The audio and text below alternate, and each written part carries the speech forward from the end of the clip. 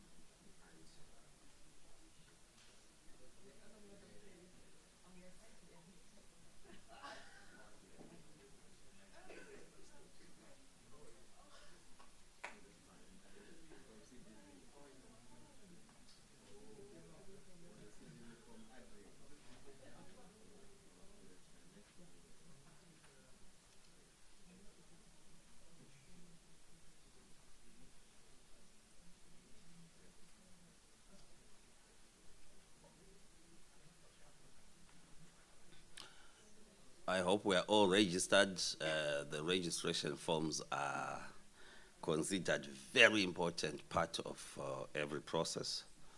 So if you haven't registered, just make sure that you sign off your name.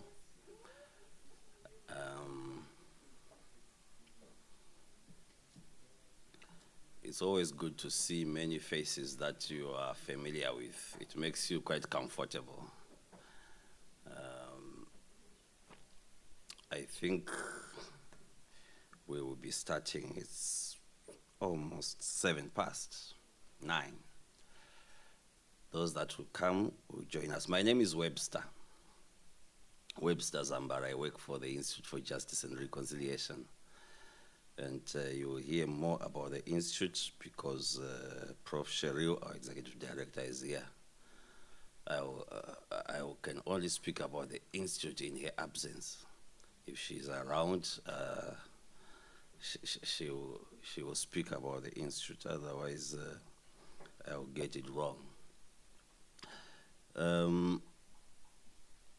We are going to follow the program as given. So we're going to start with introductions soon. But when I was checking my emails, I was told, okay, we are also celebrating Heritage. I was reminded we are also celebrating Heritage Day here in South Africa. So happy Heritage Day to you all. And it has slightly shifted our first day program for the good. I see it's regarded as generally free afternoon, but it's actually a heritage afternoon. How we will celebrate the heritage, I think people will just decide, but I'm sure most museums are open and free today, right? We may need to recheck those that like museums. I'm not one of them, unfortunately or fortunately. I like talking to people like Glenn Mpani, who is here, who is a moving museum. We are going to start with introductions, and I will start from my right. Tell us who you are, and what inspires you to be here. I think just those two, who you are, where you work, and what inspires you to be here. And this is a second stakeholders convening. Those that attended the first that are here will push us faster. Those that missed out last year, you are going to realize what you missed last year, so that next year you will definitely be here. So I will start with you, my sister. And because of the heritage thing, if you feel that you are wearing something that is some heritage to it, you may want to tell us if you are comfortable. If you are not, it's still okay. We are going to be celebrating each other on this day. So I start with you, my sister, Doc. Do we have a roving mic? But this room is quite small. We can hear each other, right? We do. All for the recordings.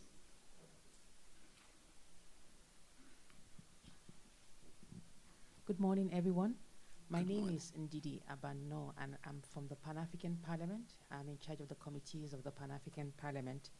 I'm happy that I'm here because I get excited when I engage with the civil society organizations, especially this platform that seeks ways to support the African Union institutions, especially the Pan-African Parliament. So I look forward to understanding how the CSOs can support the work of the Pan-African Parliament. Thank you. Thank you. Good morning. I'm going to stand so you can see me properly. I am Tadala Jumajienda. I work with Democracy Works Foundation. I'm the Regional Program Officer.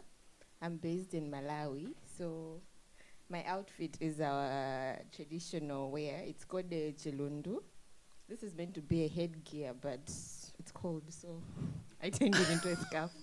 I'm excited to be here yet again. I was part of the first convening. I think from last year, I got to interact with the different CSOs that were here. We also interacted with the members of the AGA platform. So, and we've benefited from that in our work because from there we also interacted with other AE organs that have also been part of our project, which we're implementing, the Charter Project Africa. So this is exciting for me because we get to now cement those relations that we've established and to get to interact further. So I'm excited and I'm looking forward to this week. Thank you very much. Thank you. Good morning, everyone. My name is Gabriel Manuel, working with CDB, Center for Democracy and Human Rights in Mozambique.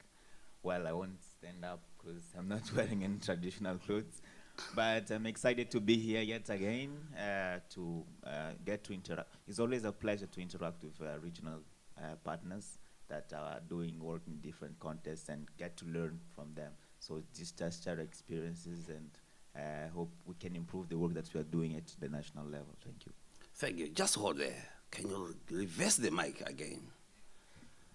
Reverse it again. In the spirit of Heritage Day, may you greet us in your mother language and tell us what language it is. Ndewono means hello everyone. And I'm an Igbo. I'm from Nigeria. The eastern part of Nigeria. Thank you. The Biafra part of Nigeria.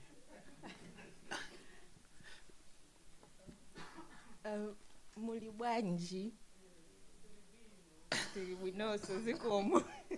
That's Chichewa, our native language. Thank you. Glad. Buen dia. Buen dia. That's yes. Yes, greet us in that one. Let me Aha. We are coming back to you, my brother. I'm Jambo. Jambo. My name is Gati Nyehita. I'm a researcher at African Lee and Laws.Africa. I come from Kenya, Southwest Kenya, and I'm excited about this conference, especially because we're going to exchange ideas about advocacy and access to law in Africa. correct me if I'm wrong. Zishile, Shangana, right? Thank you.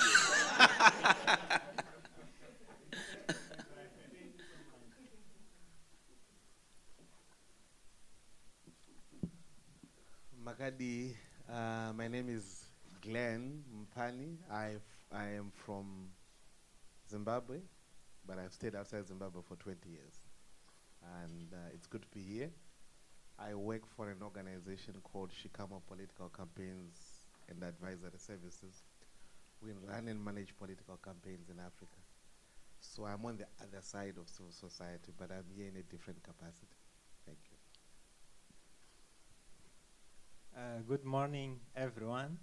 My name is Americo Malwana from CDD Mozambique, Center for Democracy and Human Rights. I had the opportunity of participating in the first stakeholder meeting last year, and it was really important as we learned and applied many of the tools that were presented with emphasis on the Afrobarometer tools, which have been very useful for the work we are doing. So I'm really excited for this meeting, and I hope I'll be learning again from the good colleagues that are here. My colleague has already greeted you in Shangana or Shishangana.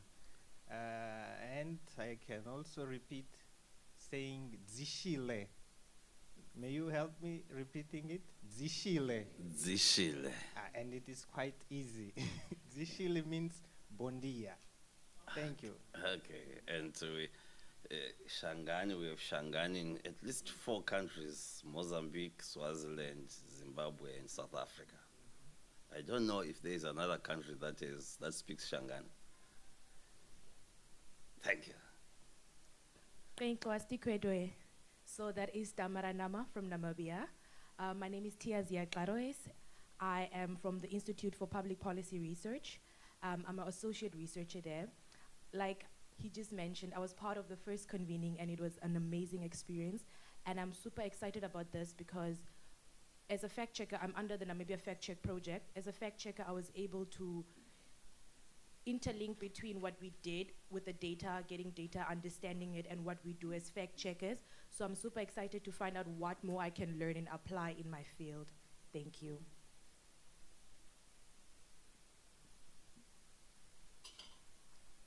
Mwalelepo, and then you say Nawa. Mwalelepo. My name is Ndeshi Fikameni. I'm from the Institute for Public Policy Research. Unfortunately, I wasn't here last time, but I'm here now, so yeah, I can't wait for this engagement and to learn. I'm Oshuambo speaking, and this is our attire. Oh, thank you. Can you pass it on the other side?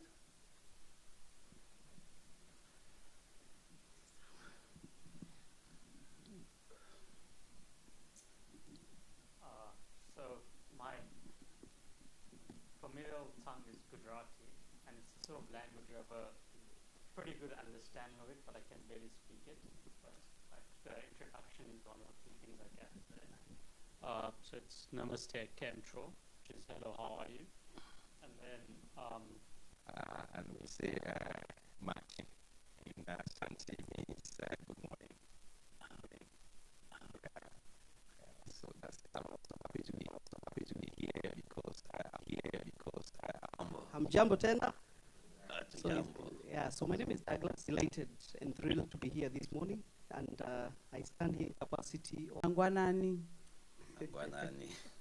So Mangwanani means good morning, but let me say also Magadi, as Glenn has said, Magadi means how are you? Great. So I'm Zimbabwean. My name is Enwe Chingwete. I work for the Afrobarometer, Deputy Director of Surveys.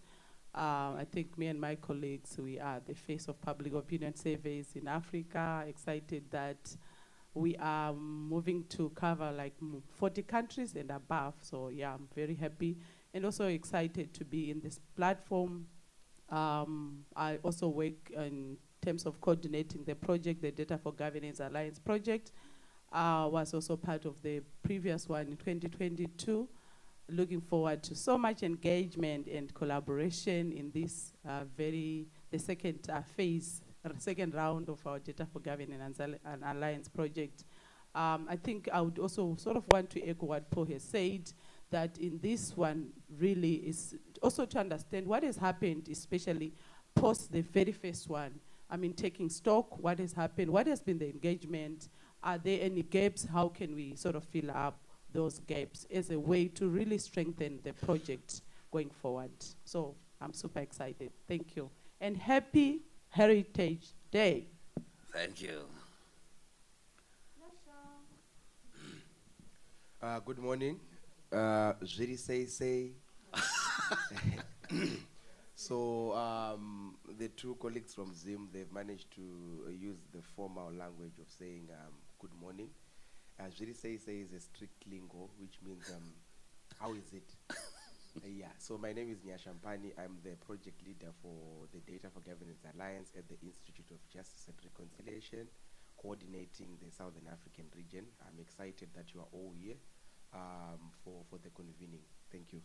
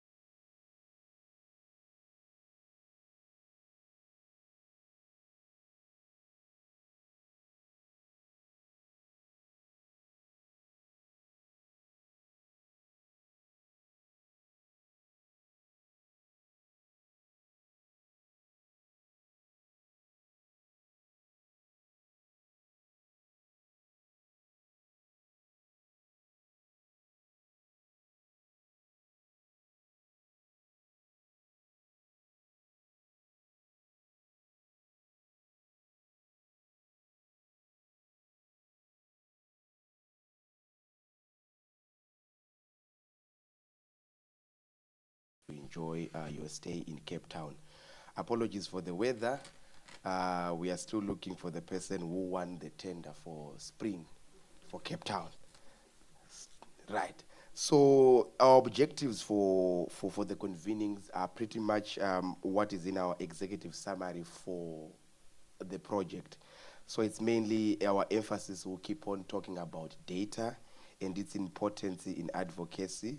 And we, for this time, remember last year the AU organs, they were not present during the first few days when we did the training.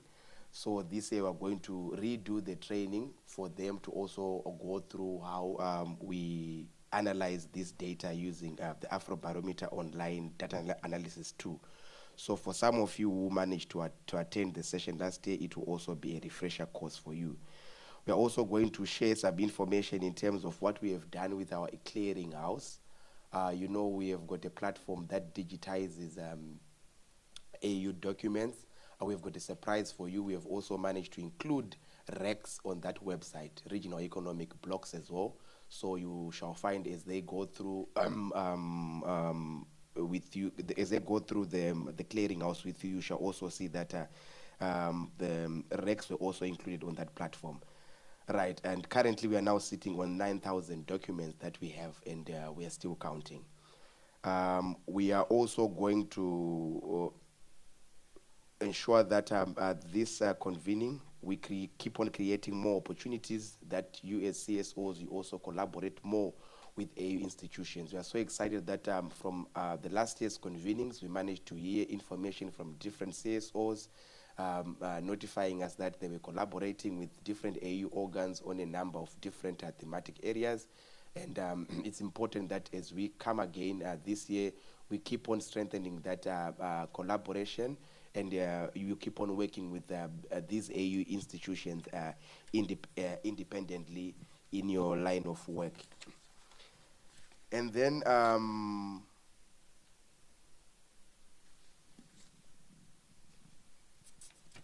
right. So for this year, we are going to focus on 5 thematic areas. The first one is going to be on Pan-African perception on unconstitutional changes of government. And AB has got a wealth of data on that.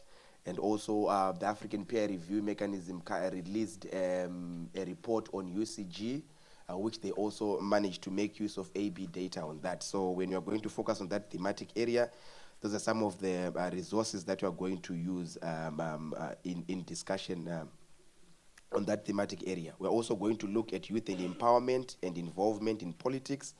AB and the Laws Africa has also got data on that.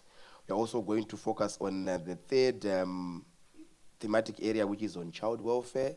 And we've got exciting data on child welfare that we're going to present. We're also going to focus on elections. We also have got data on elections. And then the other thematic area is access to justice. We also included the thematic area on climate change. It's also one of the areas that we are going to present data on and be able to discuss on. So this is the long and short of what we are going to be doing this week. And our advocacy trainer is going to take us through how we are going to conduct those joint advocacy initiatives that are supposed to be part of our key objective of the convening. So yeah, for me that's all. I will leave everything to Dr. Webster. Thank you.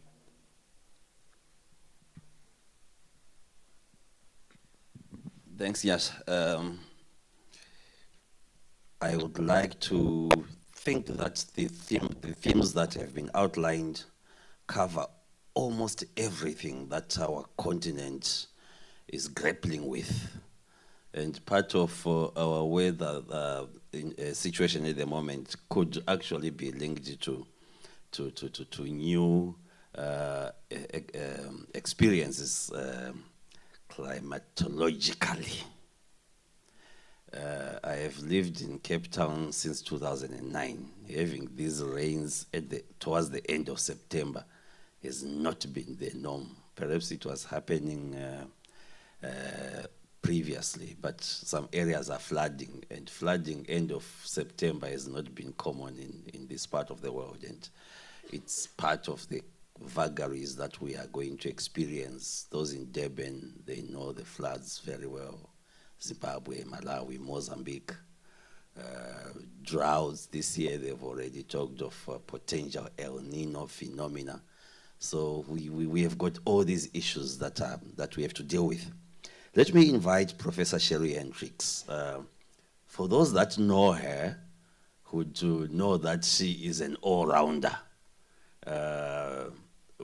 Probably the easiest person if you have got a very difficult conference. That's one of the names that you pick up on, because she has worked extensively in civil society as well as extensively in the academia.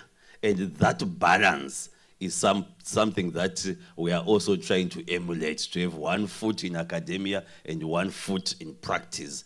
That blends very well to the practitioner academic that Africa needs. So in terms of not only research, I've been with her in the field researching, influencing policy and practice, and being our executive director is something that everyone would want to be. Prof, can you share with us, please welcome us to your mother city that is not very motherly today. You want to hold it? Thank you so much, Dr. Zambara, our program director. I see I was skipped there, so I'll also do good morning, Morweni, Sambonani, Goeiemorgen, bon dia, bonjour, welcome everybody. Representatives of the African Union, the Data4Governance Alliance partners, the Afrobarometer, the Ghana Center for Democratic Development, Laws Africa, the Institute for Development Studies, representatives of civil society organizations, also a special welcome to Mr. Lennon Monyai of the APRM, Mr. Bright Sefa of ECOSOC, Dr. Ndidi Abano of the PAP, Ms. Nina Hawaze, I hope I'm pronouncing it correctly, of ACEWRC, and our guest speaker in absentia, because he has sent his notes, Prof. Aldred Masunungure, represented here today by Mr. Glenn, Dr. Glenn? Not Dr. Glenn. A warm welcome to, as everybody's noting, a very cold and wet Cape Town. Certainly the weatherman has forgotten to switch on spring for Cape Town. A warm welcome to this stakeholder meeting on enhancing governance, democracy, and human rights in Africa, empowering Pan-African civil society to effectively use data to enhance advocacy. The Institute for Justice and Reconciliation, which is also a partner of D4GA, is honored to host you for the second stakeholder meeting. Happy Heritage Day. It is a holiday in Cape Town today.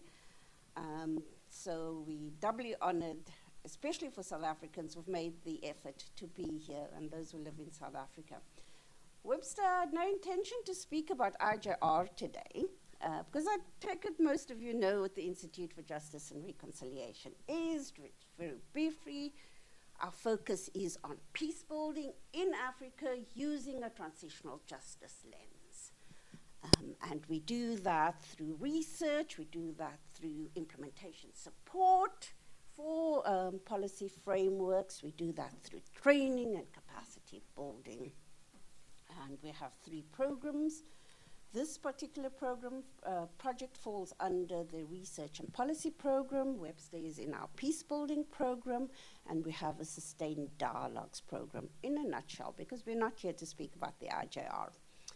So D4GA, you've been very busy across this continent, deepening collaboration between the African Union's governance architecture and civil society, and between civil society organizations themselves.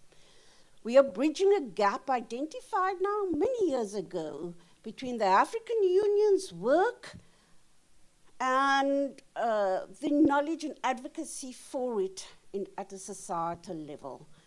We're doing this so that we can work collaboratively towards implementing Agenda 2063 and to also hold each other mutually to account.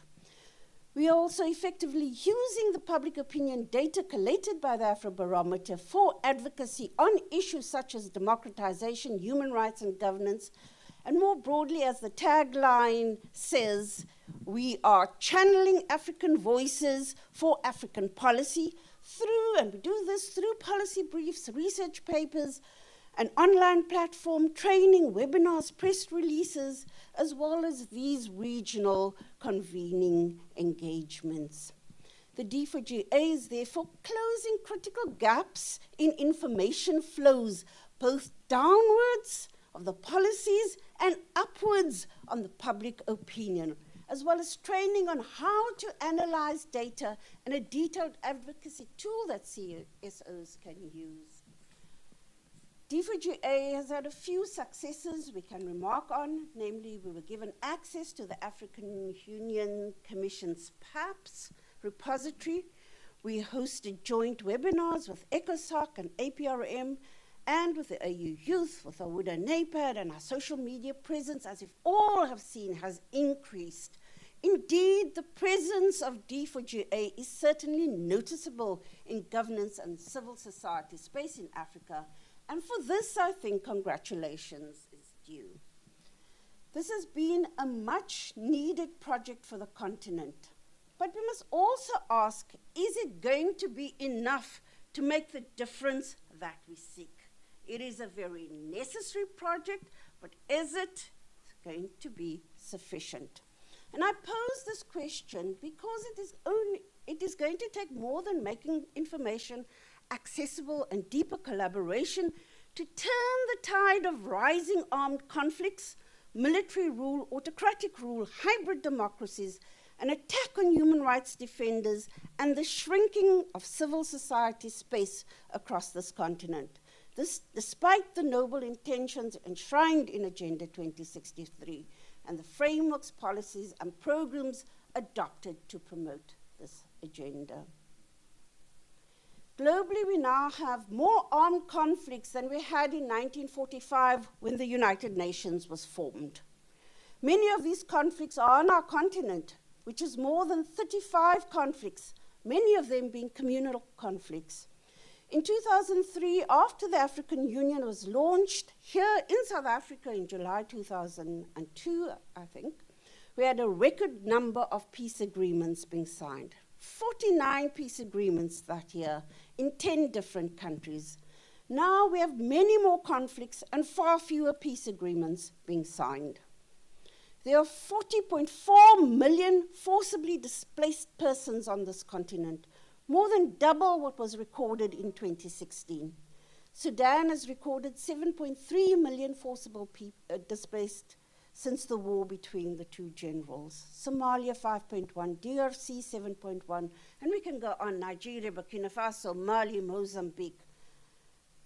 The AU adopted the Kampala Convention for the Protection and Assistance of Internally Displaced Persons in 2012, and its first objective is to eliminate the root causes of IDPs. Obviously, if the number of IDPs are increasing, then the adherence and effectivity of these policies has to be questioned. One of the most notable shifts from the OAU to the African Union was the pronouncement on zero tolerance for unconstitutional changes of government. But Africa has experienced no fewer than 10 coups in the last decade. And these are more often than not, lately, coups with popular support. We have a charter on democracy, elections, and governance that prescribes not only how our polities should be regulated, but what can be done when democratic governance processes are being violated. Yet they continue to be violated. through coups, less than credible elections, changes in term limits, and the like. And there you adopted a roadmap for silencing the guns by 2020, but the guns are echoing louder as violent extremism spreads across the continent. Militia groups multiply, as state and non-state actors battle for power, and as transnational crime and the circulation of small arms and light weapons proliferate. For civil society, the space has been steadily shrinking. Intimidation and arrests of human rights defenders are commonplace across this continent. Restrictive measures have been put in place, especially around receiving quote-unquote foreign funding, even though many of our government's budgets are supplemented by these very same funds. The intention is to silence civil society, especially in those countries not complying with international and continental norms and standards. The threats are real and lead more often than not to self-censorship. We censor ourselves so that civil society no longer performs its key role of holding our governments to account. The Afrobarometer and D4GA are important in continuing, despite this governance landscape I elaborated upon, to get the voices of citizens heard on a range of topics. The lack of trust in our institutions are coming through in the data quite clearly. They are also coming out in the many armed conflicts and protests we are seeing. There's a deep questioning of whether our political systems are able to deliver the good life that we had desired in the 80s when we called for democratization and when we put in place the architectures and frameworks that we now seek to popularize. There's a violent assertion from below calling for change. We do not like what they're putting forward as alternatives on this continent, namely in the form of caliphates, military rule, and the re-emergence of strong, supposedly benevolent men. But we're not really rethinking the alternatives. We keep calling for more of the same thing with the belief that if we shout louder or get what we have been trying to do to more people, have them know it all, the situation will change. But I don't think so.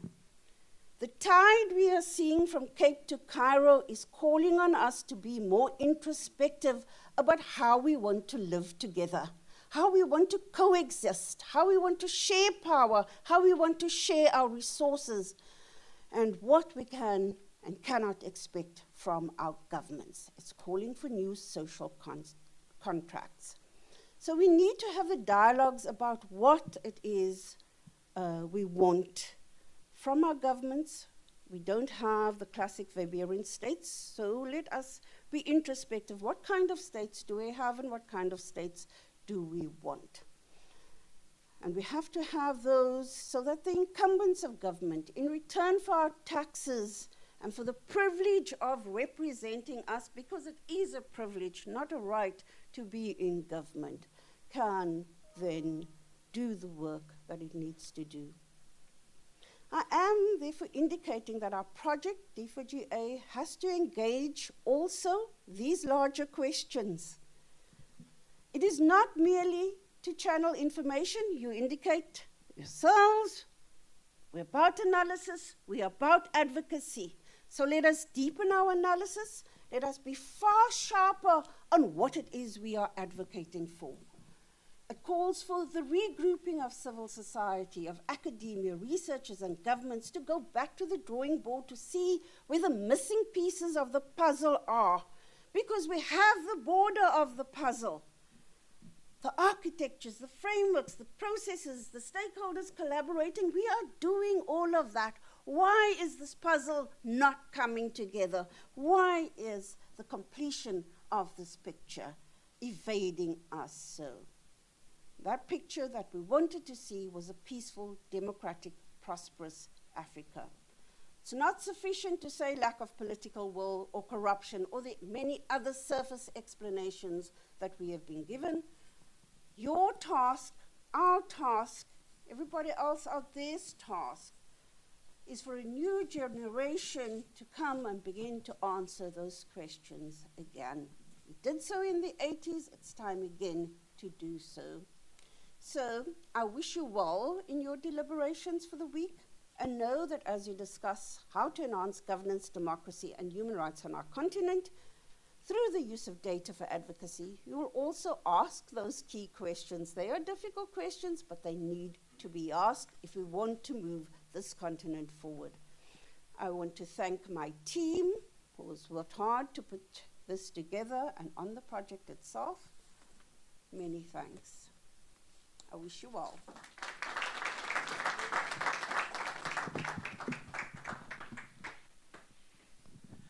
Thank you, Prof. You just touched on those key things that grapple our continent. I hope that you will be still here until such time that we will be able to also ask one or two questions, because it's very rare to have I don't usually like to let professors go, because we are students for life. We want to have a time to engage with them and to drink more from them. So at one time, you and Glenn, we are going to respond to some questions. So at this point in time, I would like to call my dear friend and brother, Glenn Mpani, to share with us not only what Prof. Masungure would have shared with us, but also from his vast experience working across the continent and beyond. I know Glenn Mpani for more than 20 years. We were in university together. Of course, we are not same age, he's younger than me. Yes. So he's a young brother. He is a politician in his own right since back then. So to have you to be sharing with you a platform is something that I never imagined. It never happened. We have been in same spaces, but for me to be introducing Glenn as a speaker, this is the first time. So welcome, Glenn. Thanks, Webster. Thank you so much.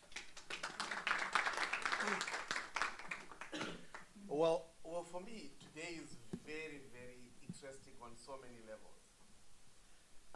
I'm going to explain a little bit about myself so that at least you understand. I'll start with Cheryl, the Executive Director of IGR. My partnership with IGR started when Fanny Dutoit was the Executive Director of the Institute for Justice and Reconciliation. I was still a student at UCT studying for my master's. I then moved to the Center for the Study of Violence and Reconciliation, where I was a project coordinator for the Transitional Justice Project. And we worked together. I was coordinating a program with Center for Good Governance in West Africa. And yes, and we used to work a lot on transitional justice together. I was looking at your annual report. On your current staff, I've got 13 of your current staff who are friends. Some of them I worked with them before in my different life and capacity. And coincidentally, 3 or 4 of your staff members worked with me when I was at Open Society Foundation, working in the Democracy and Governance Unit. And then in addition to that, I've got Anyway here.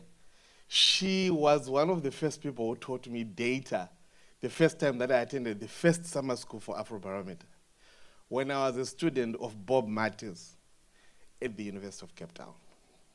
The other coincidence that has happened here is that the person who I'm presenting this paper for was the one who marked my master's thesis and gave me a distinction when I was a student.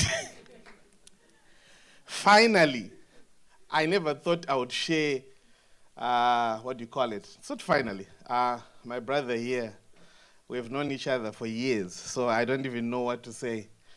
And then Nyasha is my young brother, he's the last in the family. I used to tell him many, many years that if you don't study data, you won't go very far. I used to repeatedly say it to him.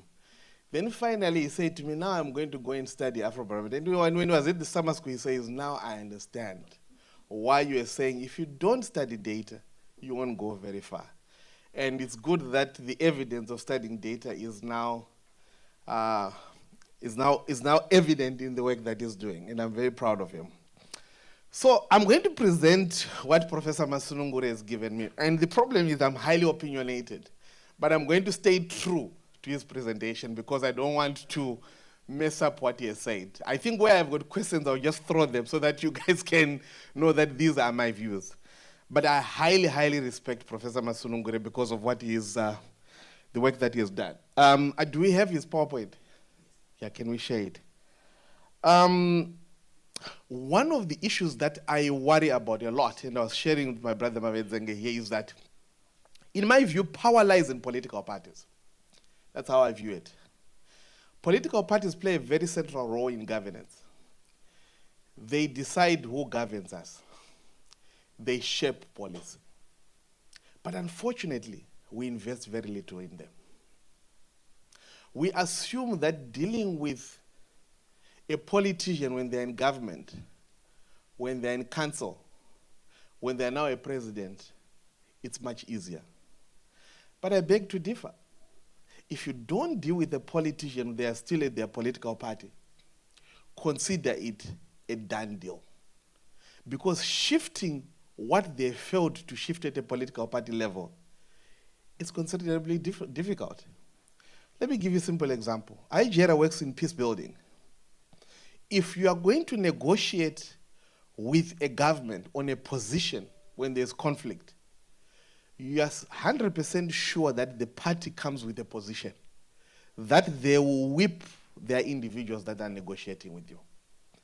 So I like what Data for Governance is doing, but there is a missing component in the theoretical framework. There's CSO, there are sub-regional bodies, there are political parties. I work with political parties on a day-to-day basis. I assist them in terms of how to run political campaigns. I get into the room and I ask them, why are you running? Because the people have said so. Where is the evidence? Didn't you see our rally? How do you know they are going to vote for you? It's obvious, my brother. When I now go to data and show them the numbers, it's very rare for me to work with a client and not become unpopular. Many, many instances when I'm working with them, they want to fire me.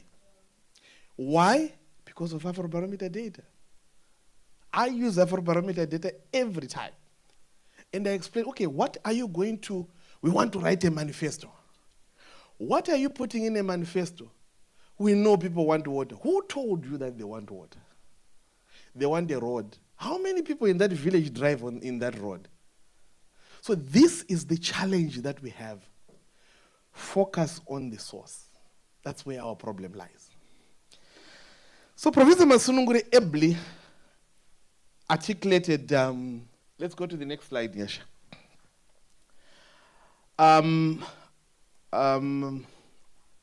He gave a very interesting example that I looked into. President Kagame announced that he's going to be running for another term. And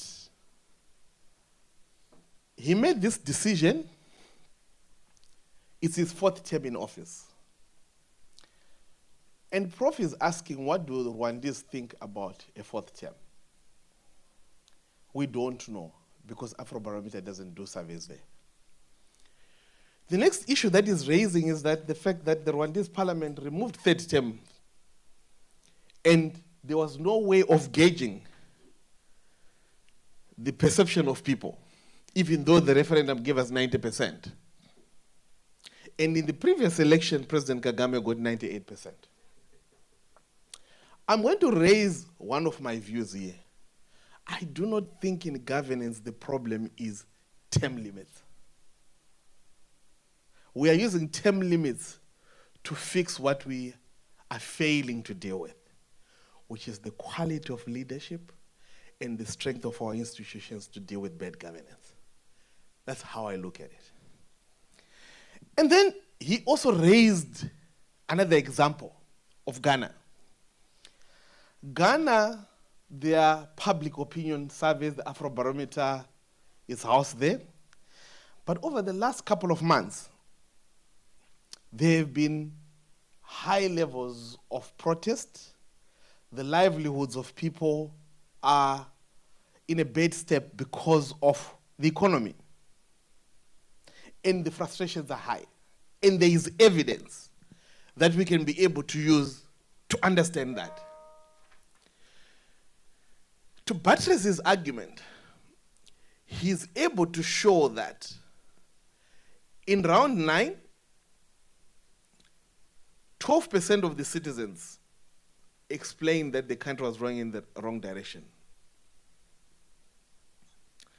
He also goes on to show that the country ranked 6th out of the 36 countries in terms of disaffection of citizens. The examples that he now gives is that now Ghana is now more or less, if you look at Sudan, 7%, and Gabon at 8%. But these countries that are there have experienced military takeovers in the last 2 years. There is something that is trying to show in terms of the challenge. In academia, we talk about when a country has experienced a coup, chances of another coup are very high. And I always share with my people in my country that another coup is coming, and they say when, and I always say very soon. Because once we had a coup, it's highly unlikely that you're not going to have one. And there's also literature that says we don't only transport bad practices, good practices, we also transport bad practices, meaning that when a country has had a coup, it's most likely that countries around are going to have coups. So if you look at Zimbabwe, which are the countries that are closer, and where do you think the appetite might be high? I'll leave it for you to guess. The country that has got high levels of agents, high levels of protest, most likely it would happen there. It might not happen now, but the appetite is very high. Why do I say the appetite is very high? When you see high levels of voters not participating, when the minority now decides who governs, and the majority, this country has got 60 million people, 29 million registered, 19 million people participating in an election. How are the larger majority deciding how they feel? So at the center of our problems, I always say to journalists, when you are reporting after an election, what matters is not those who voted. Those who did not look at the numbers, that's your story. Unfortunately, our journalists are not covering that. And Cheryl, when you are looking at where our risks of peace, instability lie, those who are all quiet, you need to ask yourself, why are they quiet? What are they going to do if the leadership fails? The worst culprits are those during voter registration. They go and register in a period where everyone is being encouraged and decide not to vote. That is very, very deliberate. And if you look at the numbers, they are shocking. And we are not focusing on that. When a leader is elected by a minority, it's a crisis that we need to deal with.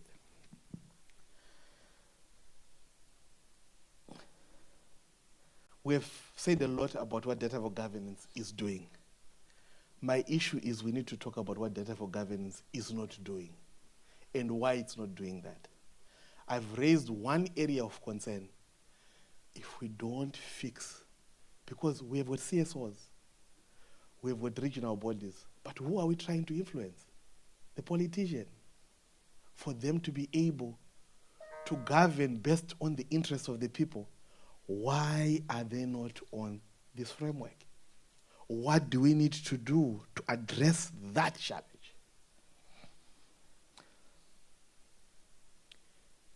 Afrobarometer data, there's convergence. You know, when I was there, whenever I look at data, data is very interesting. If you look at, I think this is the wrong slide, Nyash. There's the slide that talks about context. Yeah, that's fine. So if you look at Afrobarometer data, the tools that are used, you go to Freedom House, Transparent International, World Bank, Bertelsmann Index, all of these, the indicators, they share the same, that there is a trend towards reversal of democratic trends. In fact, I was reading an article in The Economist this past week. Open Society Foundation did a survey in about 30 countries. 57% of the youth are supportive of cause. The age group that is troubling everyone globally, 18 to 35. No interest in voting, and they are interested in unlawful changes of government as a solution. They are the energetic, and those who support elections, they're in the 45, 50s and whatever. If the young decide that we are going to do this, there's nothing that we can do. That is where our problem lies.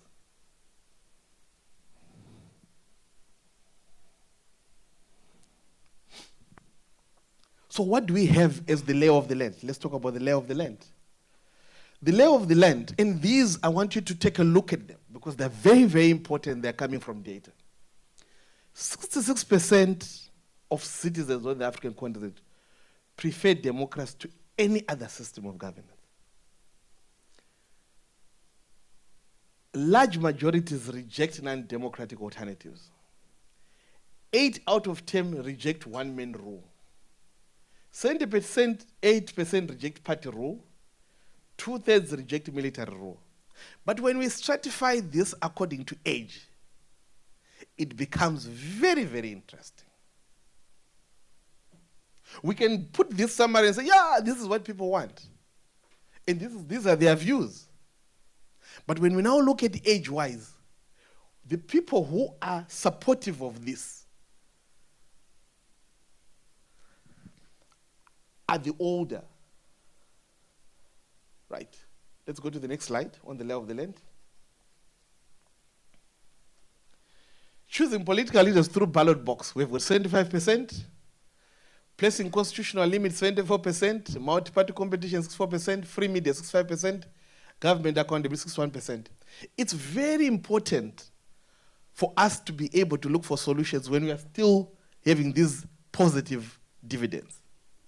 Once we lose them, it's a serious reversal. But the reality of that is that people still support norms and institutions and practices that have to do with democratic governance. And this is a conversation that is still taking place between civil society and regional bodies and citizens participating.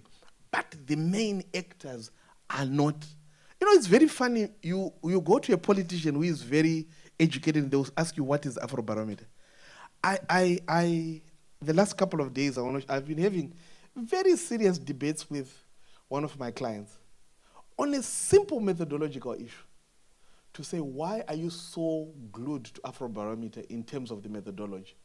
He is one of these funny professors that he got from somewhere who he has got 3,500 people who he phoned on his cell phone and gave him conclusions as what the national data says. And I said, there's a methodology problem. Now I have to sit and explain, this is how Afrobarometer does, this is the margin of error, this is what we are going to be able to do, this is why I want this. I'm now taking him through school. Whereas data for governance, if there was a more or less, like, what do you call it? What can you call it? It was a hub where politicians come in and they learn. These things would have been fixed because they understand why we are so biased towards it. Fortunate enough, I've convinced him. But I've only convinced one.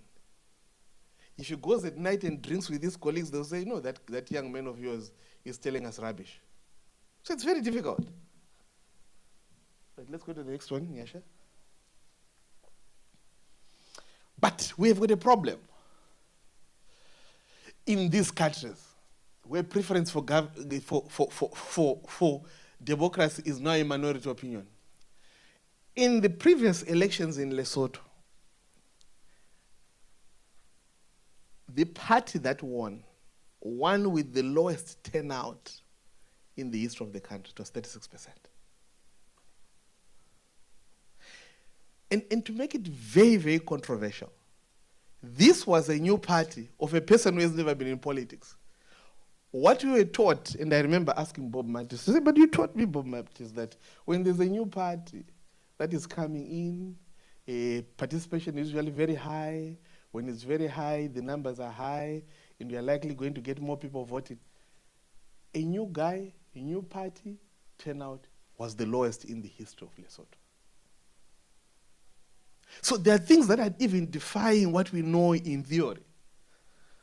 Look at Angola, 47%. South Africa, 43%. Right.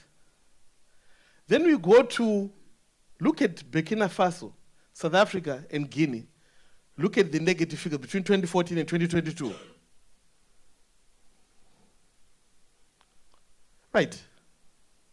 Look at the 36 countries surveyed in round 9, 2021, 2022.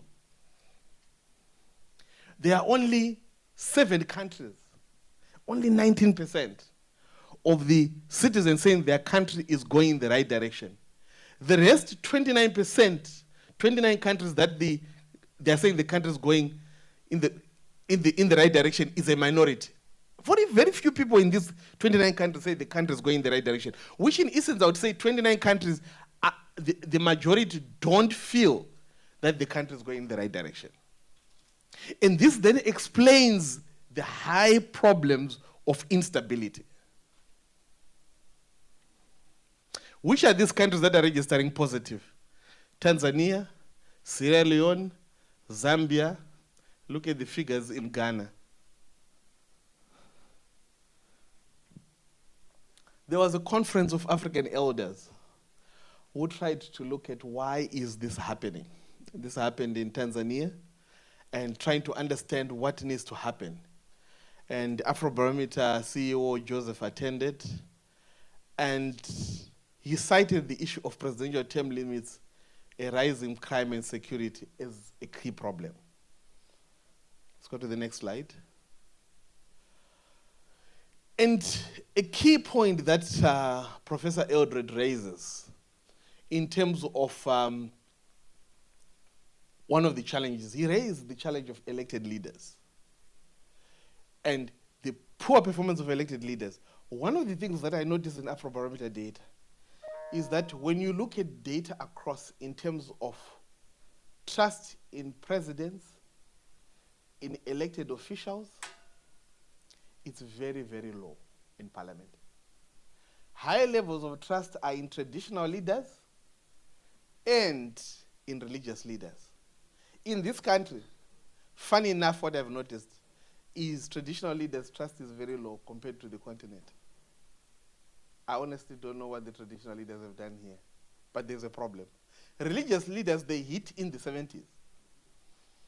And the politicians, instead of trying to understand what needs to be done, they have now mastered the art of using religious leaders for political campaigns, assuming that that trust is osmotic. If they attend a church today, tomorrow they will get those numbers. That's what Afrobarometer data tells us. Do we test civil society anyway? Trust in civil society in Afrobarometer? Sometimes. And how does it... It has been modest, I think, like majority. So majority trust civil society organizations. But it's a bit lower than the religious leaders. But when we say civil society, are we talking of those ones who distribute food? We need to separate these ones in this room and those who distribute food. So we allow the respondents to make a self-judgment, but yes. We should test it at some point. It's a very important question because we need to also interrogate whether we are still of any value. I think there's an assumption that we are important, but we need citizens to tell us, are we still important?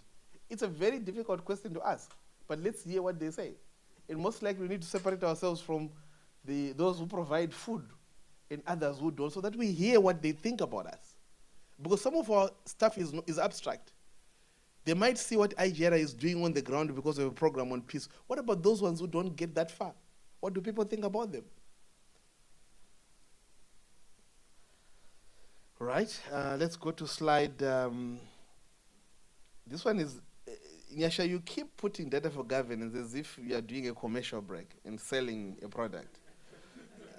I don't get it why you keep doing that to say data for governance again. You want, we are convinced you are doing great work, young man. Right. Right, let's move so that at least I want to allow. Right.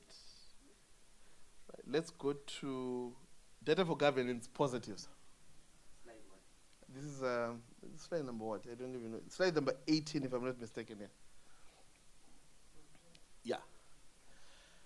So I'm excited with what data for governance has done. In fact, I know people who work for the APRIM and the African Union can be angry with me. What Data for Governance has done is it has saved you from many of these documents that you produce. It is giving them life. You produce treaties, communiques, documents. We'll never read them because we ask them, so what? What Data for Governance is doing is giving it life. But we need to go a step further. That once it has been given life, I heard Nyasha saying we've got 9,000 documents that's promoting knowledge sharing accessibility.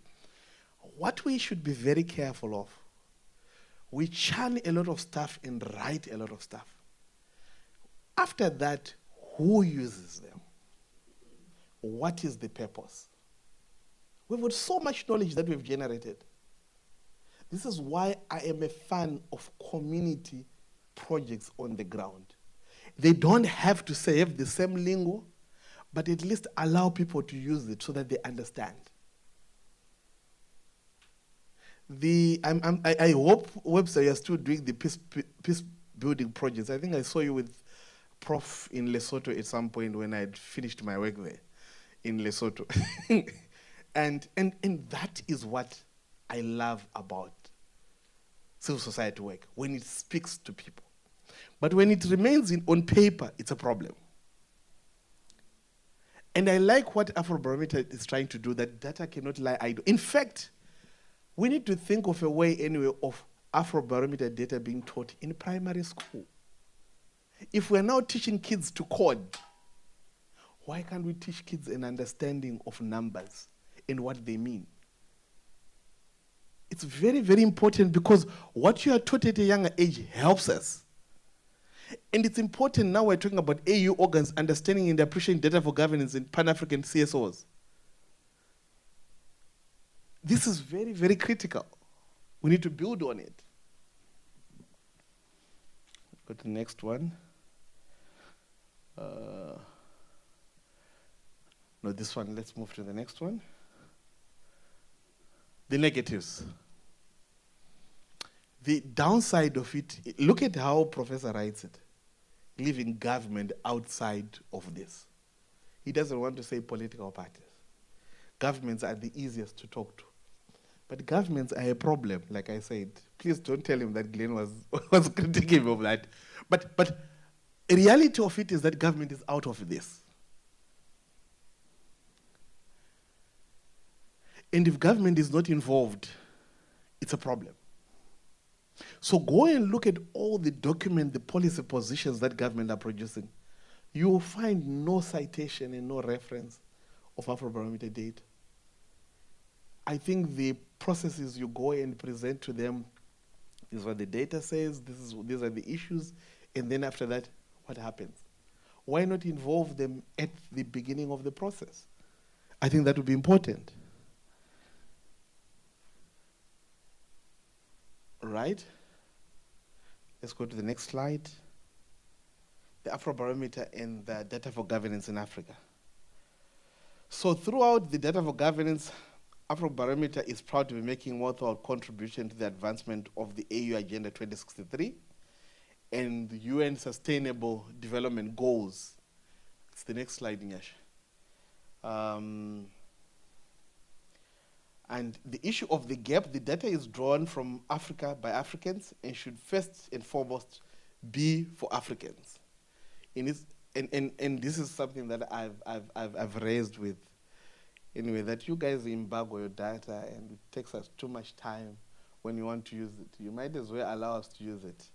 And one of the things that my team has been mentioning is that we need We use Afrobarometer data, but there are questions that we also can't rely on.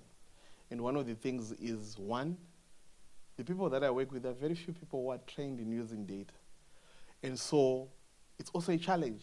We're also thinking of ways in which Afrobarometer can help us as we work with political parties to distill that data or help us in understanding, and also have questions that we can rely on as we are dealing with political parties.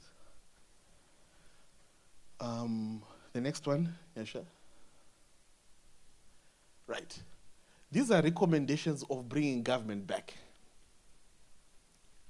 Right. Now that we have captured the AU institutions and the regional bodies, maybe it's important now to find ways of dealing with government. We need to bring back the governments back to the table. But who you bring into government is also of importance. Where do we start? We need to have allies who run with us. So, just hazarding from what Prophet said, people who are very powerful in governments are the DGs, the permanent secretaries, the technocrats. We need to win them to start implementing this because they are the CEOs of departments. Have them, first of all, accept this and push this in decision making. It might be a great start to this conversation because they rarely get shafted and moved. So they're important. Right, let's go to the next one. So, just to walk us through the key things that Professor Masunungure shared in this data, can we go through the slides that he was sharing, issues on support for democracy? Because those are important in terms of us reflecting on what is happening. I just want you to look at that data in terms of the recent 2021-2022 Afrobarometer data. Let's look at preference for democracy in terms of any other government. Look at how many people reject one-man rule, who reject one-party rule, who reject military rule. Look at the numbers. Let's go to the next one. Let's look at citizens who say democracy is preferable to any other kind of government. And let's look at the countries. The countries are very, very important, and look at the average. You know what? When I was looking at this, I was looking at these three countries. Are you not surprised to see Malawi here? Look at Namibia. I understand the Niger. I understand Cameroon. I don't get Malawi, Namibia. Why is it at the bottom half here? Malawians are known to change leaders every day. They are going to be changing this one very soon and going back to the one that they rejected. Namibia. What is happening in Namibia? Namibians, for a long time, what is happening, my sisters, in Namibia? Why is Namibia here? We need to ask ourselves why is that, particularly with the elections next year and in 2025. Because it helps us in thinking and planning why it's there. Let's go to the next slide. Right. Right. The issue of the intervention of the army. Would you disapprove? Right. Look at look at where South Africa is. Look at the countries that are around South Africa in that below average. They are all coup actors. Mauritania, Madagascar, Sudan, Tunisia, Mali. In most instances, we don't look at data seriously. When things happen, we say, data will be showing us indicators of where things are going, but we don't believe it. We say they are numbers. This is a sign where things are going. Go to the next slide. When I was looking at this last night, I said, wow, this is interesting. Rejection of one-man rule. I want you to pick a pattern where South Africa was before and where it is now, right? Pick the country. You see, these are different questions. the consistency in the respondent, in where they place them, look at where they are. Countries that are before average in the previous question are also below average here. You can't ignore that if you're a policy maker, if you're a decision maker. So now we know IGR knows, and these partners in Data for Governance, they know. Civil society and Pan-African organizations, they know. Then what? You wait until it happens. Who are the co-actors? Political parties and government. So are you going to go and to them and say, from our data, our early warning system is telling us that we are most likely going to have a coup? No. Work with them when you're dealing with these issues, when you're conceptualizing, because it helps a lot. Let's go to the next slide. Yes. Rejection of one-party rule. Right. Very interesting. Look at that. We've introduced another two parties that were not, two countries that were not there. There's now Lesotho, right? There's now Zimbabwe. Look at the ones that are up there. Gabon. I think the ones that are rejecting a lot are currently going through stuff. That's why there's a lot of rejection, eh? Right? Let's go to the next one. Support for democracy and rejection. This is from 2014 to 2022, just for you to be able to see what is of interest for me. The rejection of military rule is going down. It was 75% in 2014, 2015, now it's 67%. There are slight increases in terms of reject one-man rule and reject one-party rule. But the military one is what I'm observing is a cause for concern. Let's go to the next one. Right. Statement preference in terms of the Constitution should limit the president to serving a maximum of 2 terms in office. There should be no constitutional limit on how long a president can serve. Right. Look at that. People really, really, really love term limits. But I feel that when people love term limits, it's a problem that people don't want to confirm the reality in the room. Let's go to the next slide, Nyash. Support for term limits. Choose our leaders through regular elections. I think we can see. It's general support that we should choose our leaders using elections. Next one. Support for accountable governance. Evidence, the figures are high. Right. And support for multi-party competition is very high. I think we can share the presentation for them to see all the slides. So from this presentation from Prof, I think the argument that is putting on the table is that the Afrobarometer data is serving a very, very critical role on the African continent. And it's a role that you can't deny.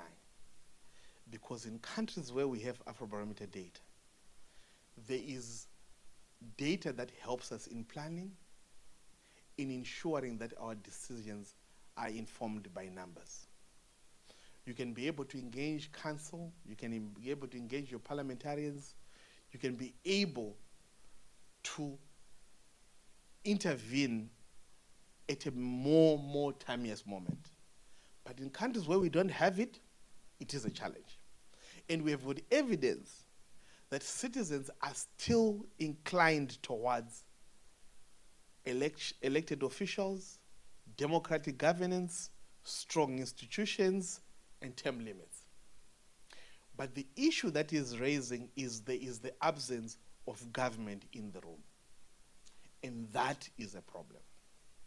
And we need to be able to fix it. In Data for Governance, here's an opportunity. I'm happy that there's an advocacy person in the room The advocacy person is going to help us to say, how do we do more with these institutions? It's not a one-size-fits-all. It's not a cutting and pasting. Institutions differ, countries differ, the appetite for knowledge differs. How do we do it? Lastly, my points as Glenn, after what Prof has just said. I thank you for doing this. This is very, very important. And I've told you that I'm one of those people who harasses anyway. When he says the data is embargoed, I say, anyway, I need to use this data. At least there is someone who is using data for a greater good. Because one of the things that I do with my clients when I'm running political campaigns, I take data and I go to my client and I say, from the evidence, you are going to lose. That's my first conversation with any client. The evidence tells us that you're going to lose. So the client has to tell me, so what are we going to do? I say, if you're going to lose, let's see what you can weigh, how far you can go. You can get some seats, you can get something. But we use data. My young sister yesterday was saying, she knows one of my clients that I'm with, says, do you know that you're going to lose? I said, yes, we know, but our goal, our winning goal is not what you're looking at. We're looking for seats, and says, oh, okay, fine, that's what you're looking for. We always use data. But I want to tell you in all honesty, you will be shocked by how allergic all these ruling governments and mainly opposition are to data. They don't want to hear it. For them, God is in it.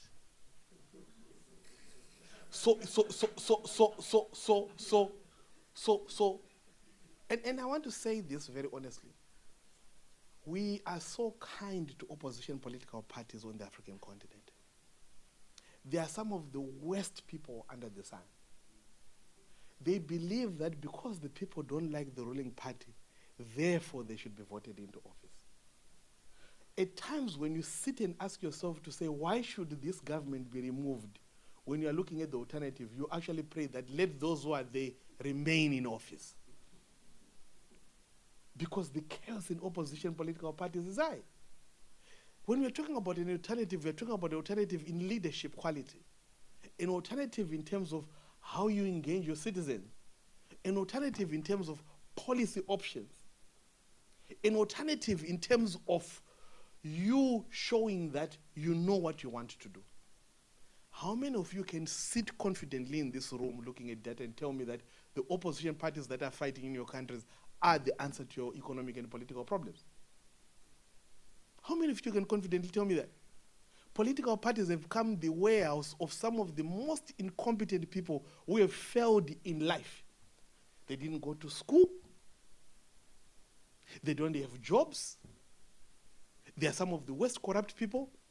And therefore, for them, the only job that they can get is to mobilize and run governments. Look at people who run councils. You know, I was laughing one of these days to say, you have a country where council is made up of people who stay in the backyards of their landlords. So these are the people who are deciding on the budget of a city. The person doesn't have a car, doesn't have a job or anything, and they don't even understand budgeting. There's one a bank teller.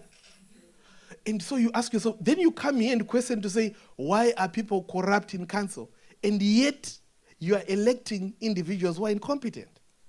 But this is what we need to get from Data4Governance in terms of quality of leader. Why do we have bad leadership?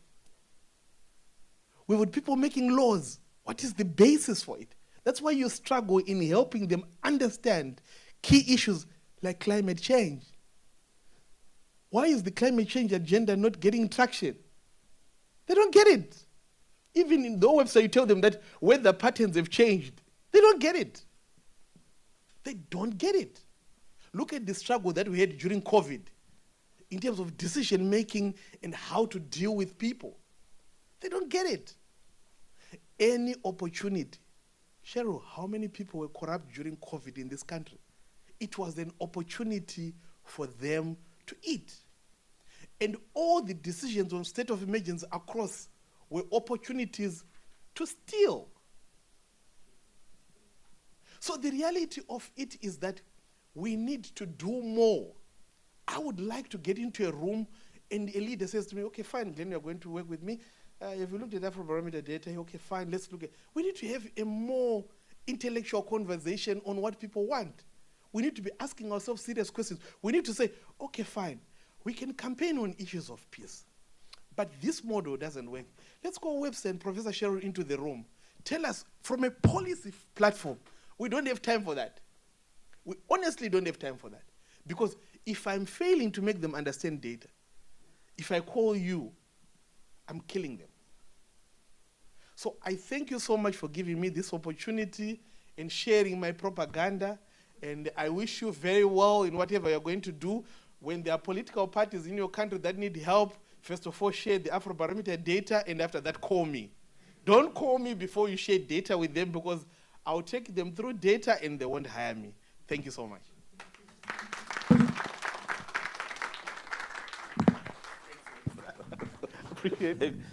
Thanks, Glenn. Glenn speaks from experience, because he once ran for office and he became an SRC president. And he became a commissioner. At one time, he was the youngest commissioner when we were doing a constitutional review. He was the youngest commissioner, and he packed his studies, and people were saying, but this young man, why is he doing that? He packed his studies for a year to become a government commissioner, and he came back and still finished. So I'm proud of you on that.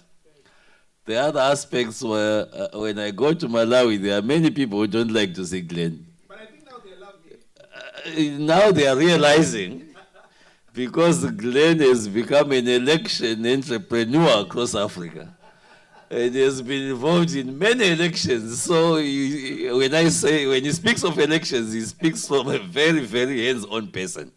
I would like to take this opportunity to allow the House, before we go for other things, if you have got any questions to Professor Cheryl and to Glenn, because these people may go. I mean, just some insights, because we don't always have you, Prof, and you always challenge us to think beyond the norm, like you just did that. If our elections are not giving us what we want, what is it that we should do? So if you have got any question, raise your hand, we'll give you a mic. As to Glenn, and I will tell Prof. Masunungure that his paper was dealt with very well by his student. So his absence, we commiserate with him, but we are very happy that his paper is also going to be shared. Any insights, any questions?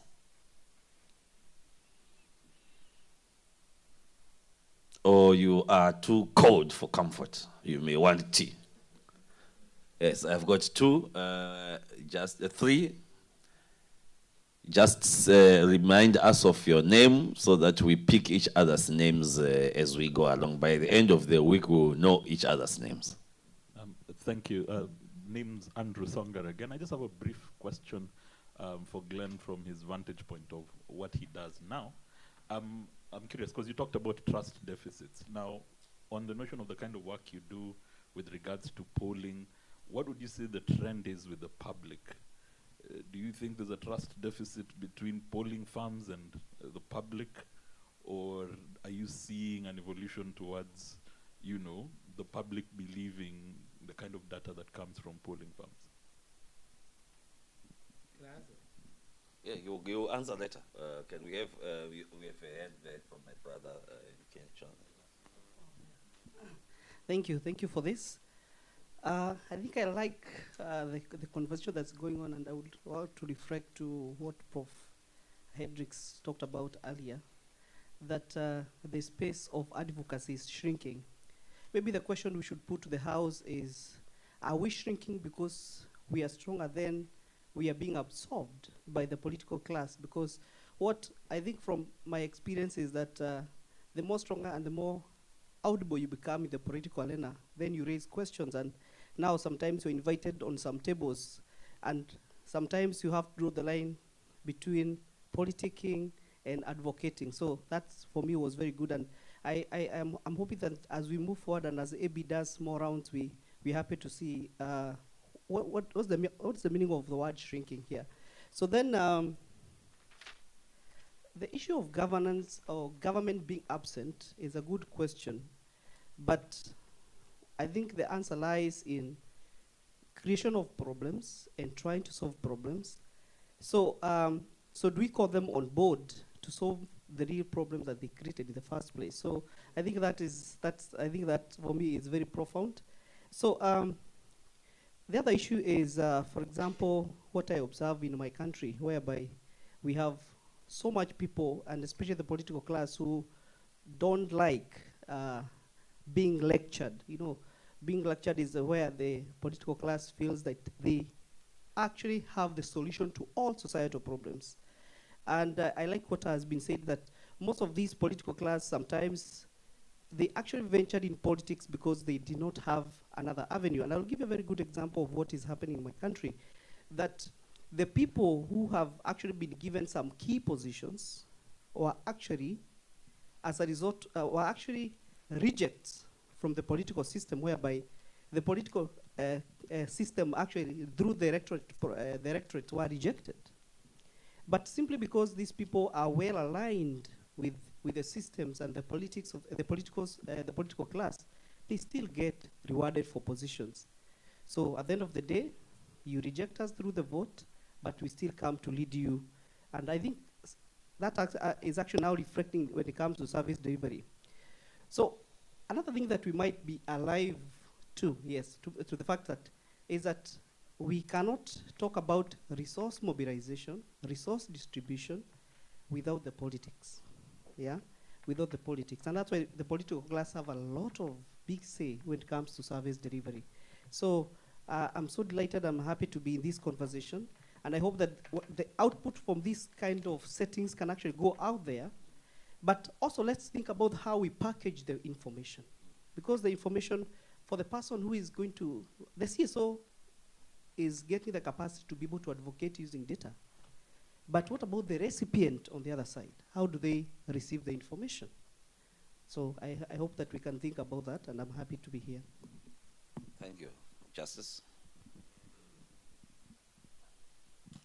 Thank you, thank you.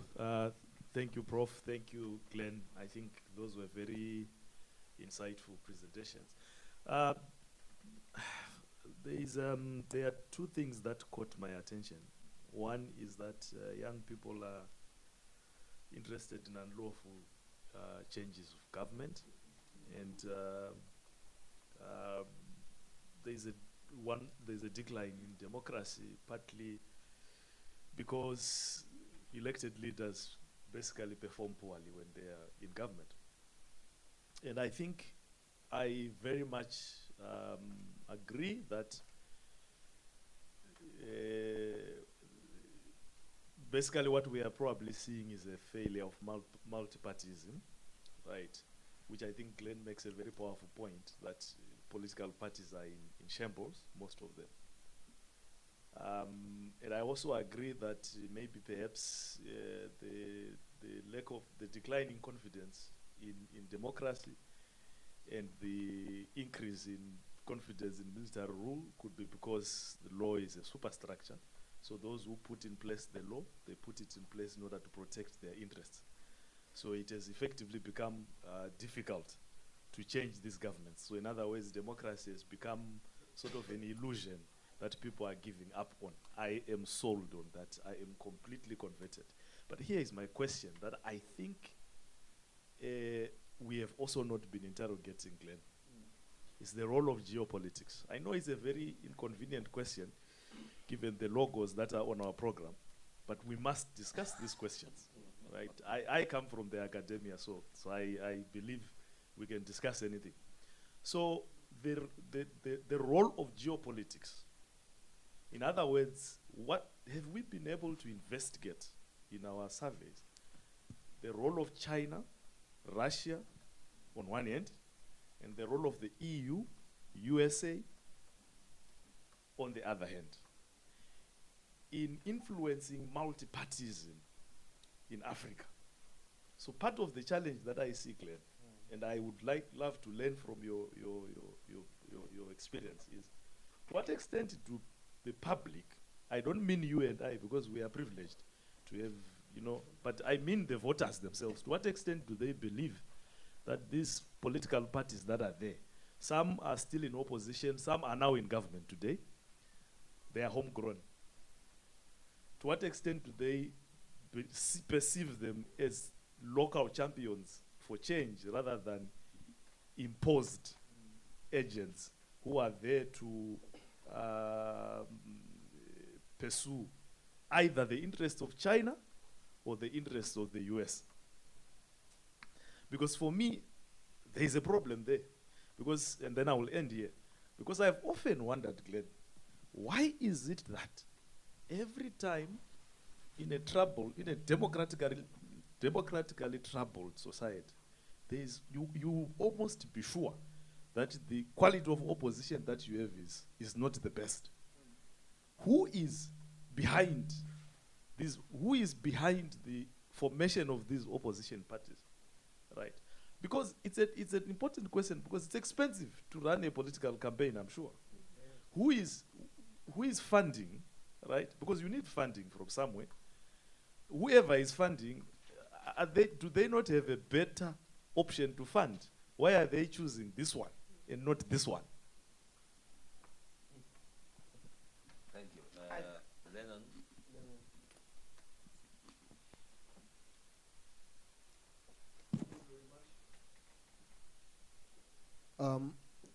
Those were very insightful presentations. Thank you so much, Glenn and Dr. Hendricks.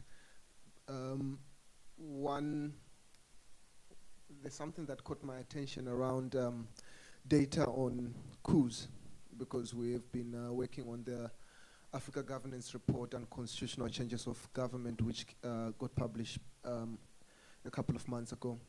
And data on South Africa really got me worried, because I live here, this is my home. And Southern Africa, we tend to feel that we're immune and everything is okay. I think as far as instability is concerned, but recently we just witnessed in Mozambique, Cabo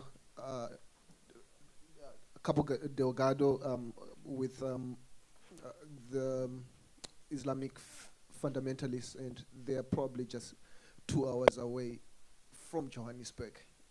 We've seen multiple coup d'etats taking place in Lesotho. There were reports in Zambia just a few weeks ago, and in Zimbabwe we had quote-unquote a smart coup. Now, with South Africa and the data that we're seeing, what can be done by Data4Governance Alliance and civil society to actually show that there are early warnings, there are indicators that are showing that maybe not in the next decade, but something of that sort can take place? This is a question to the leaders of civil society and those that are in Data4Governance, that we shouldn't ignore such data and indicators, because the numbers don't lie. Thank you. Thank you. And you are our last.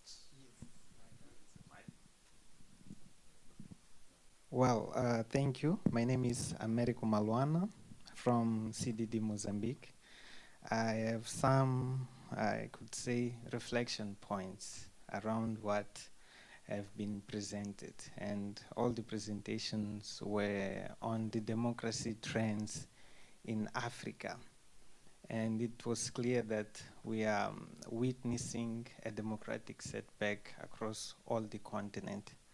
So my comment is that it's not only across Africa, but it's a global trend, because even those countries that have been historically seen as examples of democracy are facing serious constraints now.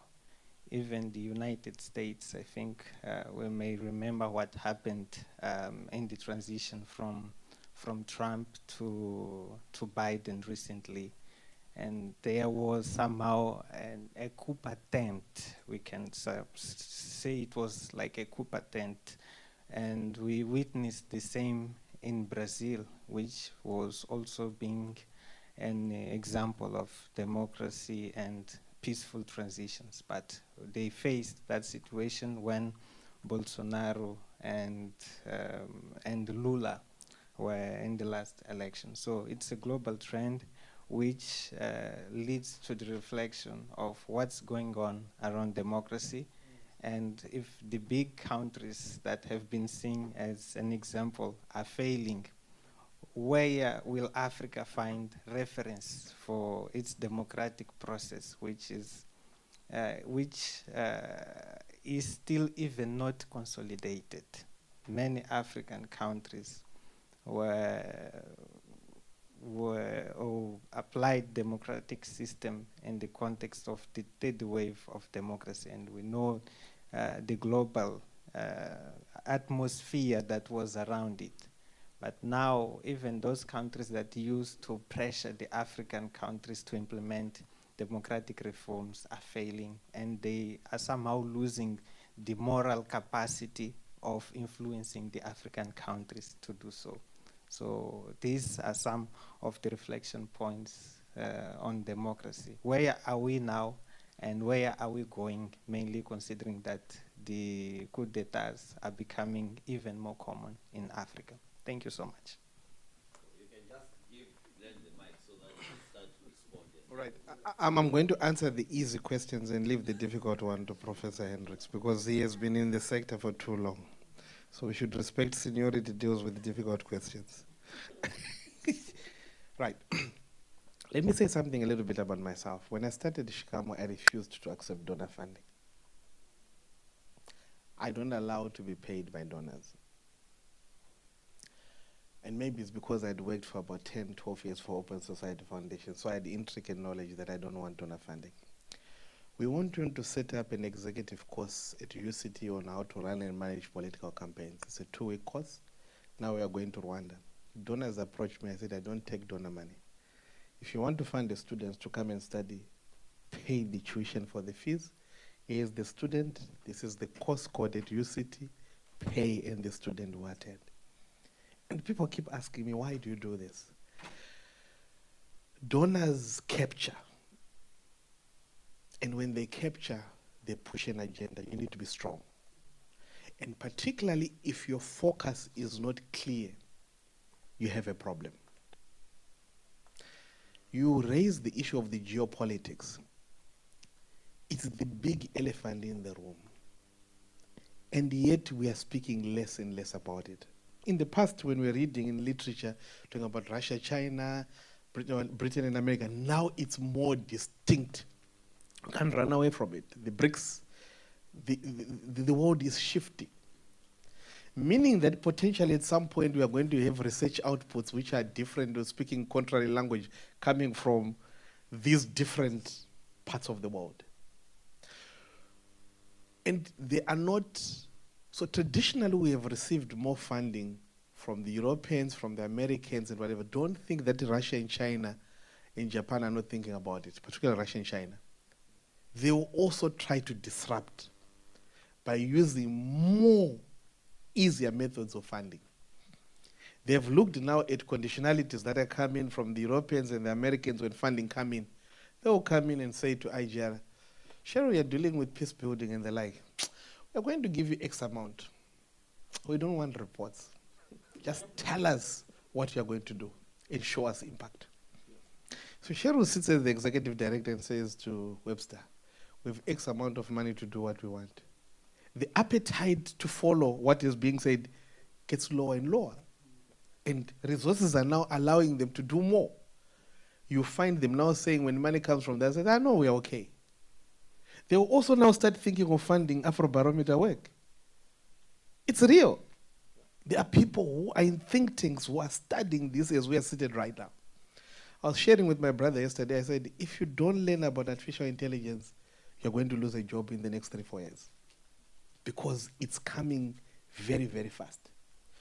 This issue of the geopolitics and technology, now look at what is happening between UK and China fighting over AI.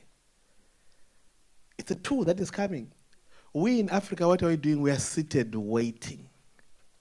for the conversation to come to us. But that AI is disruptive in so many ways. We actually need to pause and think through this. So the argument that I want to raise is that multi-party politics is not clean in all intents and purposes.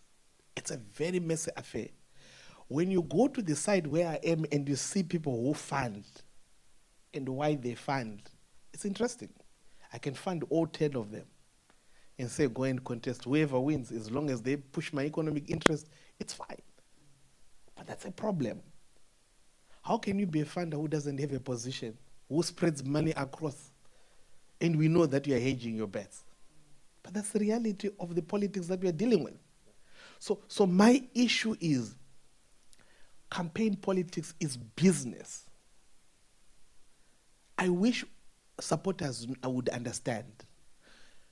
Campaign politics is business. For both ruling and opposition, it's their time to eat. They are not clean in their intentions, all of them across. So the naivety, I think my brother was talking about polling, to say, what does it say? Citizens, unfortunately, Afrobarometer is offering data. Who now, if the data is supporting the person that they are, okay, in campaign politics we say, and I know you not want to hear this, voters don't make decisions on who they are going to vote for from a rational perspective. Voting is emotional. That's what we believe in campaign politics. So we come up with strategies of winning them emotionally. This thing of what are your policies, what are your manifestos doesn't matter. As long as I win your emotions, I'm good to go. But we are carving an emotional path. Why? Because our people don't look at what? At data. If we're pushing data, if Glenn comes in and tries to deal with my emotions, I'll say, no, Glenn. But our people, there are parties now that have gone for election without manifestos.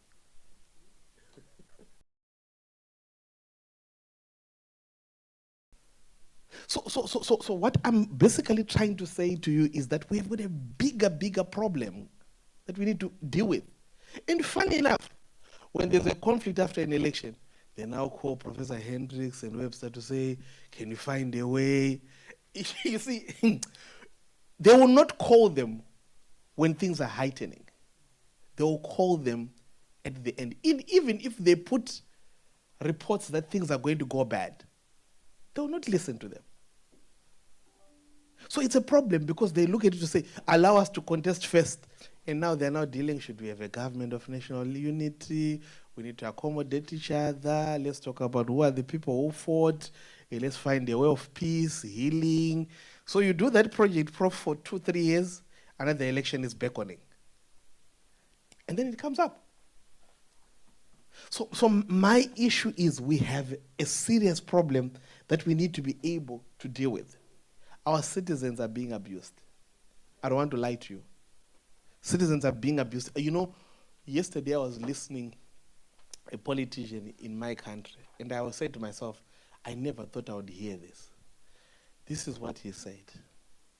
People are asking us, this is an alternative.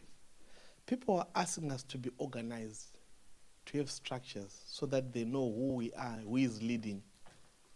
We are not going to organize ourselves. We are not going to have a structure. There's a church that was called in Zimbabwe called Wapusa Wapusa. It was a church where men and women would go into the church at night in darkness. And then the whole idea is that when they say Wapusa Wapusa, you can touch any woman that is there. It's up to you, do whatever you want. It was like a cult. The leader of that opposition party is saying they are like that. Everything is in the dark. And this is an alternative. And I have not heard any policy person critiquing that. You critique ruling parties. This is why I said we look at here even in South Africa. Opposition political parties will say a lot. No single person will critique them. If they do it, it's just the nicer thing. The ANC is bashed like, yo! Before they even open their mouth, they'll say, I know you're thinking of this. Let me criticize it before you say it. So it's a huge problem that we have. And I don't have answers, to say the least.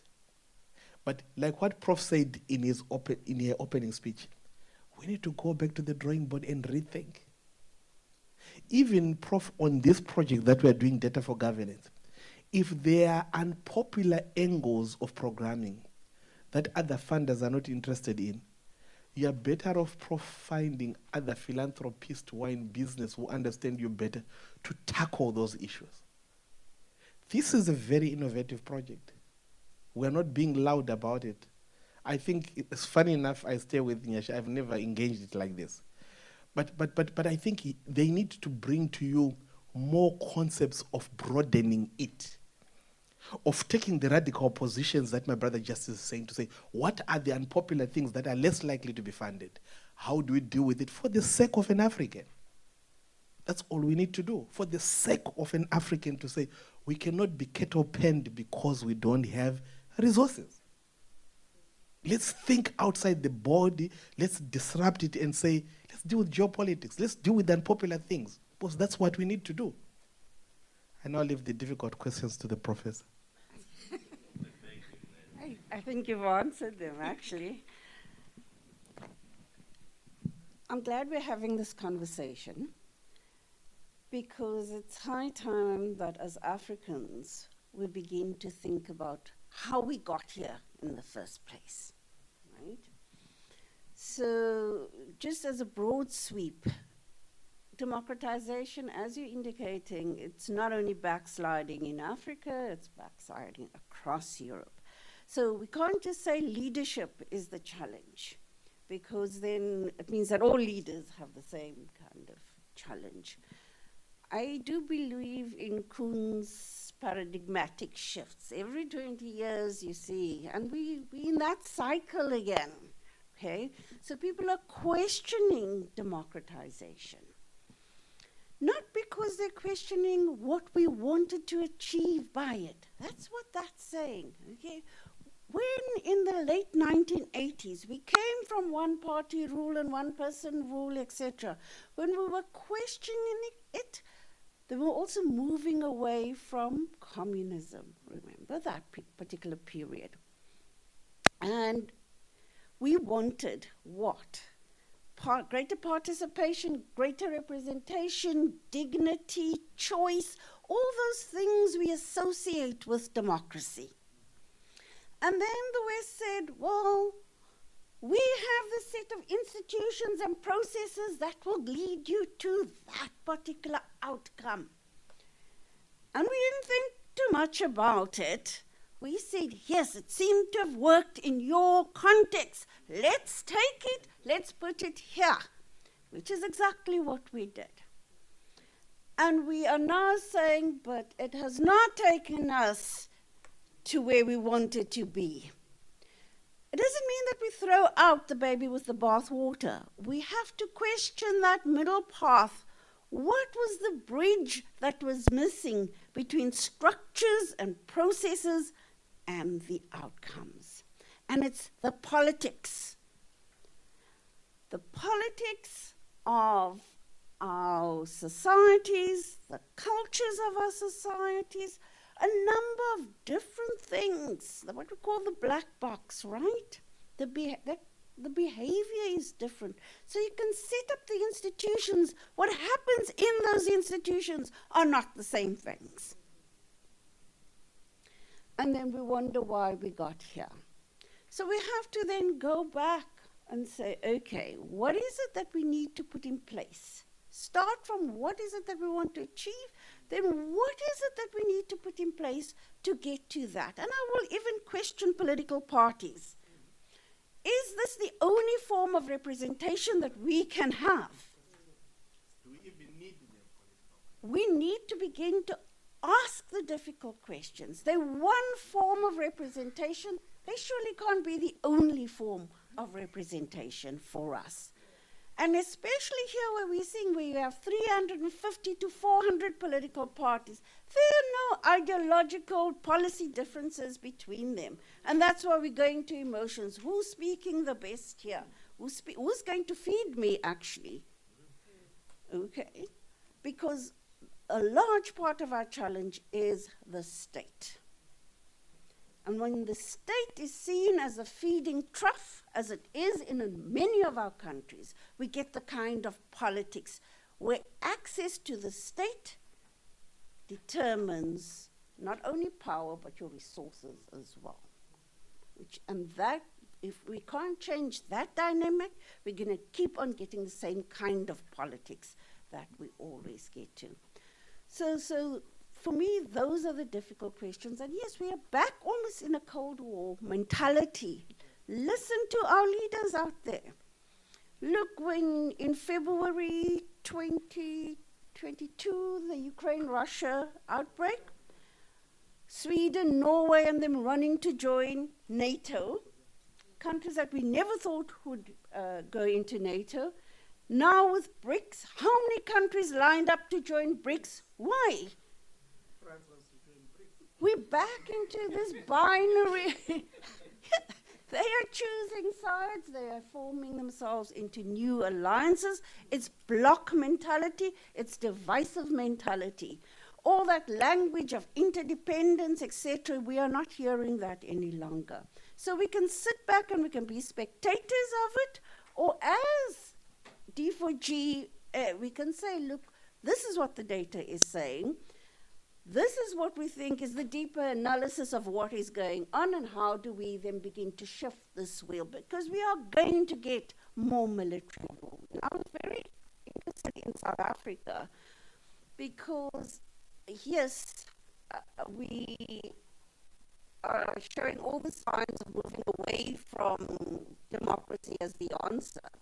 But I didn't think it would be military rule, just because we don't have that kind of civil-military relations. Our military has always stayed out of politics. I mean, post-1994 that is, because prior to that it obviously was. But we've never seen the military taking over palm. And I don't even think that the generals that we have there are thinking on that line. We do think authoritarian rule. Look who becomes the role model for many African states and civil society. Who's the role model on this continent? Who's seen as the strong leader on this continent? Kagame.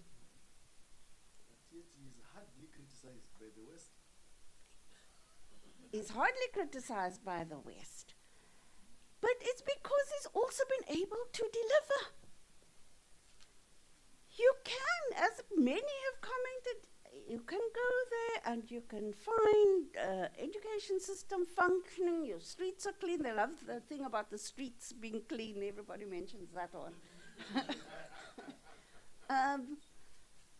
But for those who work with him, it's authoritarian rule that is happening there. And we as Africans should never have to choose between getting the kind of services we deserve and being forced not to have options and choice in one person rule. Yeah? We shouldn't be put into those positions. So I don't have answers. Mine are also just more questions, but it's taking us to think a bit more deeper around what our actual challenges are. The shrinking of the space, if you just look at how in this particular country where we had a very strong civil society, many of them got absorbed into government, right? And when those who were civil society leaders are now your government officials, they actually don't see the need for a strong civil society any longer. That's one. But two, very real in countries like Zimbabwe, Uganda, etc. There are policies being put into place that make it very difficult for civil society to begin to operate. There's they call it the NGO bill. From Ethiopia right down, country after country is copying that NGO bill. And a lot of that is to restrict funding to civil society organizations. So whether we should take donor funding or not, this is always the question. Yes, whoever pays the piper calls the tune. But there's leeway in between that as well. It's not simply because I get money from Germany, I must now go and adopt a feminist foreign policy because Germany adopted a feminist. It's not as crude as that. There is leeway for you to maneuver. And in the end, you as a civil society organization, you make the choice for what you're going to do and what you're not going to do. Many of the organizations cannot function without donor funding. And that to me is the more worrying part, because they shift their interests, and they're shifting their interests right at this moment. Listen to how they are cutting money to Africa. So what is going to happen to many of our civil society organizations? Because many of us can't function without any donor funding. And we're not thinking through sustainable ways of managing our organizations. Selling books and pamphlets, etc., is not going to cut it. Yet, prior to this, prior to 1994, many of our organizations did not operate on donor funding. So where does this complete reliance on donor funding come from also? Yeah, so for me, it's asking those kinds of questions. It's going back to the state. It's going back to governance. And so the geopolitics, everybody's now running east. Yeah? But look at China, and China could do X, Y, and Z. And we cannot be doing that. We really need to be thinking through what kind of institutions and processes do we want to have on this continent. And yes, it might be, and very well will be, some of those we've put in place already. But what else is it that is required to bridge that gap? Because nobody's going to say, no, I don't want a parliament, no, I don't want elections, no, I don't want these things. Nobody wants to go there, right? But if you have a parliament with 450 people in it, and it's not giving you the kind of results because they're supposed to be deliberating the bills, etc., but they're being told what to do when they get in there by the chief whip. You're going to vote X if you for this party and Y for that party. Anyway, I've said enough. Thank you, Bob. You have said enough, but also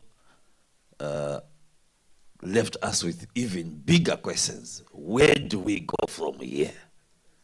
And this idea